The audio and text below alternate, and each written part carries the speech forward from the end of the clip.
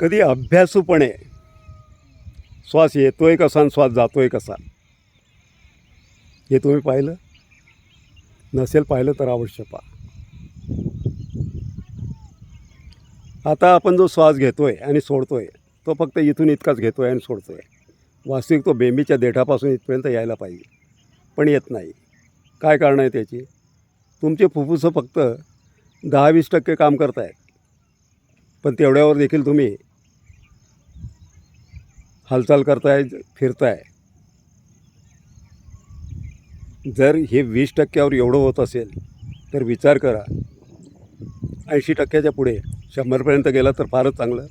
पण 80%च्या पुढे जरी तुम्ही गेलात तरी तुमच्या चेहऱ्यावरचं तेज वेगळं असेल, तुमच्या हालचालीमधल्या चपळता वेगळी असेल, तुमचा प्रत्येक अणुरेणू त्यावेळेस प्रफुल्लित असेल आणि तुमचं व्यक्तित्व देखील तेवढं सुंदर त्या ठिकाणी दिसेल. पण नाही करत आपण श्वास घ्यायला आपल्याला वेळच कुठे आहे. आपण फक्त धावतोय कृत्रिम आवरणांमागे, कृत्रिम सुखसुविधांमागे, ज्या की शरीरासाठी गरजेच्या नाहीत पण फक्त तुमच्या स्टेटससाठी त्या फार गरजेच्या ठरतात. थांबवा कुठेतरी, श्वास 100% फुफ्फुसांना काम करायला शिकवा आणि मग बघा तुमच्यातील बदल. करायचं काय होतं याच्यासाठी थोडे प्रयत्न करा. आता मी दीर्घ श्वास घेतल्यानंतर तुम्हाला तसं जमत नसेल तर काउंट करून घ्या. 8 काउंटपर्यंत घ्या, 8 काउंटपर्यंत थांबवा आणि 8पर्यंत सोडा. त्याच्यानंतर हळूहळू हे प्रमाण वाढवत नाही. मी प्रमाण नाही सांगत की 2, 4 आणि 8 असं नाही. समप्रमाणात देखील तुम्ही घेतलं तर हरकत नाही, करून बघा. दुसरी गोष्ट, काही काल्पनिक गोष्टींमधून देखील तुमच्या श्वसनामध्ये सुधारणा होऊ शकते. तसं तर आपण नाकाने श्वास घेतो किंवा तोंडाने घेतो, हे जग जाहीर आहे. पण थोडा वेळ दुसऱ्या पद्धतीने फक्त कल्पना करा की तो श्वास तुम्ही या ठिकाणाहून घेत आहे. जेव्हा या पद्धतीने बोट ठेवून तो श्वास तुम्ही पूर्ण घ्याल त्यावेळेस तुम्हाला जाणवेल की तुमचा हा जो भाग आहे किंवा हे फुफ्फुसांचा हा जो भाग आहे या ठिकाणचा, तो देखील पूर्णपणे फुललेला असेल. या भागाला आपण कामच देत नाही. दुसरं, पोटाचं किंवा आजूबाजूच्या बरगड्या आणि इतर आवरण याच्यात देखील तुमचा तो श्वास पूर्णपणे भरला गेला पाहिजे, फुललं पाहिजे तो भाग.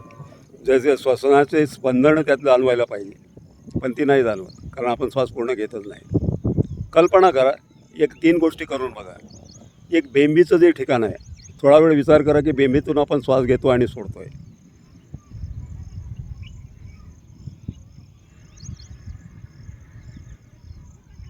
एक 4-5 मिनटं ते केल्यानंतर वर या छातीचे या ठिकाणी तुम्ही श्वास घेताय आणि सोडताय ही कल्पना करा. तिथं एक छिद्र आहे.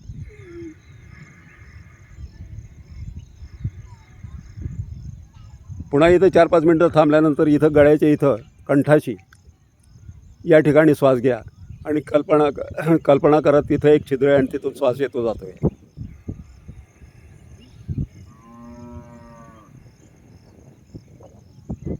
त्याचं पुढचं नाकातून तुम्ही श्वास घेताय, सोडताय. त्याच्या पुढे कल्पना करा कपाळाच्या या ठिकाणी तुम्ही श्वास घेताय आणि सोडताय.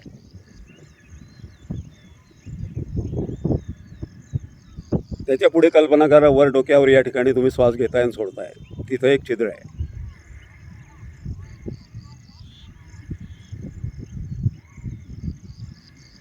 या पद्धतीने वरून खालीन, खालून वर या पद्धतीने त्या पॉईंटवर जाऊन लक्ष केंद्रित केलं आणि कल्पना केली की त्या ठिकाणी एक छिद्र आहे आणि त्यातून आपण श्वास घेतोय आणि सोडतोय. तुमचा श्वास आपोआप दीर्घ व्हायला सुरुवात होईल. तुमचं कुंभक, आंतरकुंभक आणि बाह्यकुंभक आपोआप साधेल आणि त्याचे परिणाम तुम्हाला 7 ते 8 दिवसामध्ये तुमच्या चेहऱ्यावर आणि शरीरावर दिसायला लागतील. तुम्ही स्वतःला प्रसन्न आणि प्रफुल्ल चित्त असा अनुभव कराल. करून बघा. दीर्घ श्वसन हेच दीर्घ आयुष्याचा मंत्र आहे.